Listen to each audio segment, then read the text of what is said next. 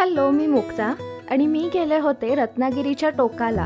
गर्दीपासून दूर पण तरीही शहरापासून हाकेच्या अंतरावर असणाऱ्या विंडसॉंग्स होमस्टेमध्ये.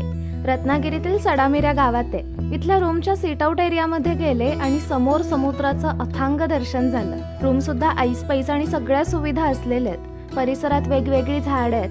कापुराचं झाड होतं तिथे. नंतर तिथल्याच गोलाकार बेंचवर बसून सूर्यास्त बघितला आणि रात्री माशाच्या मेजवानीचा आनंद घेतला. दुसऱ्या दिवशी सूर्योदय बघण्यासाठी गेले तेव्हा काळबा देवीच्या खाडीवर सूर्योदयाचा रंग चढत होता. वाटेत अशी पाखाडी असलेलं गणपतीचं मंदिरही दिसलं. दुपारी शिमग्याचा अभूतपूर्व असा पालखी सोहळा बघितला. आल्यावर श्रीखंड पुरी, पुरणपोळी असं मस्त जेवले. संध्याकाळी जवळच्याच मीरा बंदरावर गेले. तिथल्या या झोपाळ्यावर बसून सफेद धावत्या लाटा बघितल्या. सूर्यास्त बघायला मात्र मी सड्यावर चालत गेले.